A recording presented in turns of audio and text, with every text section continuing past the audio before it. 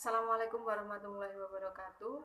Perkenalkan, nama saya Gunanti Nurika Sari. Saya mahasiswa program studi Nurse Tikes Surya Global Yogyakarta. Di sini saya akan menjelaskan tentang materi penata laksanaan gawat darurat pada pasien syok.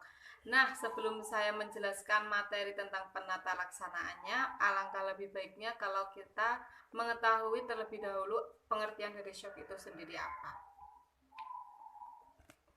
Nah, pengertian syok itu adalah sindrom klinis akibat kegagalan sirkulasi dalam mencukupi kebutuhan oksigen jaringan tubuh. Pada kondisi syok ini terjadi gangguan hemodinamik yang menyebabkan tidak adekuatnya hantaran oksigen dan perfusi jaringan. Nah, gangguan hemodinamik tersebut dapat berupa penurunan tahanan vaskuler sistemik terutama di arteri, berkurangnya darah balik, penurunan pengisian, dan sangat kecilnya curah jantung.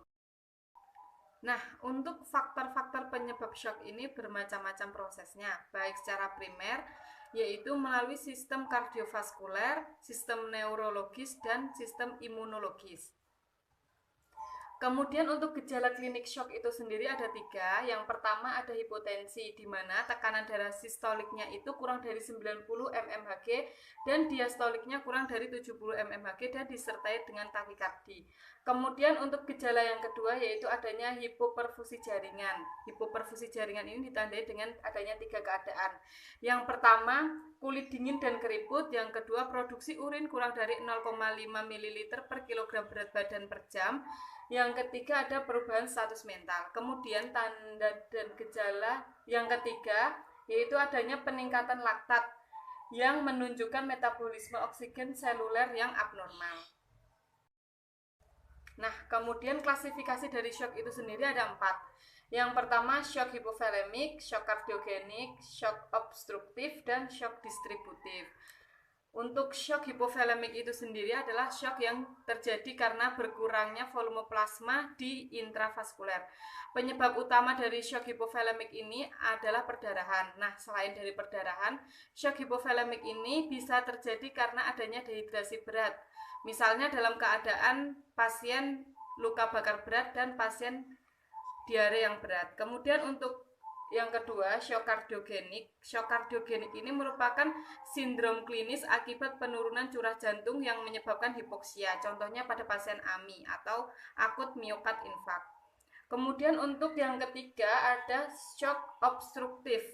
Syok obstruktif ini adalah ketidakmampuan pasien dalam menghasilkan curah jantung yang cukup walaupun volume intravaskuler dan kontraktilitas miokardium itu dalam keadaan normal. Kemudian yang keempat ada syok distributif. Syok distributif ini disebabkan karena maldistribusi volume sirkulasi pada tubuh. Nah, kemudian untuk manajemen awal syok itu sendiri dibagi menjadi 3. Yang pertama ada ventilasi, yang kedua resusitasi cairan, yang ketiga pemberian agen vasoaktif.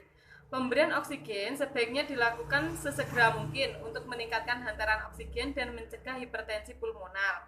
Dan pemberian intubasi endotrakeal sebaiknya dilakukan untuk memberikan ventilasi mekanik pada pasien dengan dyspnea berat. Kemudian untuk resusitasi cairan ini bertujuan untuk meningkatkan aliran darah mikrovaskuler dan meningkatkan curah jantung. Hal ini bermanfaat pada semua jenis syok termasuk pada syok kardiogenik. Karena pada syok kardiogenik dapat menurunkan cairan intravaskuler dengan efektif. Namun pemberian cairan ini sebaiknya dimonitoring dengan sangat ketat karena apabila pemberian cairan ini berlebih dapat berakibat pada edema dan komplikasi lainnya. Kemudian yang ketiga yaitu pemberian agen vasoaktif. Jika hipotensi ini memberat dan menetap setelah dilakukannya pemberian cairan, penggunaan vasopreseptor seringkali diperlukan. Norepinefrin adalah pilihan pertama vasopreseptor pada syok, di mana pemberian norepinefrin ini dapat meningkatkan MAP yang signifikan, sehingga sedikit meningkatkan laju nadi dan curah jantung. Dosis norepinefrin ini diberikan antara 0,1 sampai 2 mcg per kilogram berat badan per menit. Nah, kemudian rekomendasi menurut IDAI tahun 2014 tentang tata laksana syok menyebutkan yang pertama, kecepatan dalam memberikan penanganan syok sangat penting. Semakin lama dimulainya tindakan resusitasi, maka akan semakin memperburuk prognosis. Yang kedua, prioritas utama yang segera dilakukan adalah pemberian oksigen aliran tinggi, stabilitas jalan nafas, dan pemasangan jalur intravena, diikuti segera dengan resusitasi cairan. Kemudian setelah jalur vaskuler didapat, segera lakukan resusitasi cairan dengan cairan kristaloid isotonik, dapat berupa RL atau normal salin, sebanyak 20 ml per kilogram dalam waktu 5-20 menit. Kemudian pemberian cairan dapat diulang untuk memperbaiki tekanan darah dan perfusi jaringan. Pada shock septik, mungkin diperlukan cairan 60 ml per kilogram dalam waktu 30-60 menit pertama.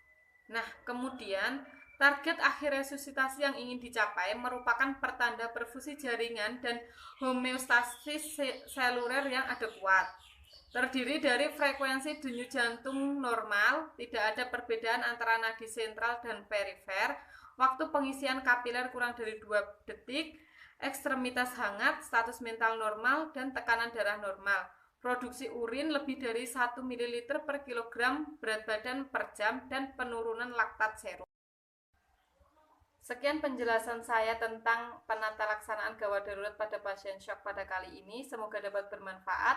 Apabila ada salah kata, saya mohon maaf. Wassalamualaikum warahmatullahi wabarakatuh.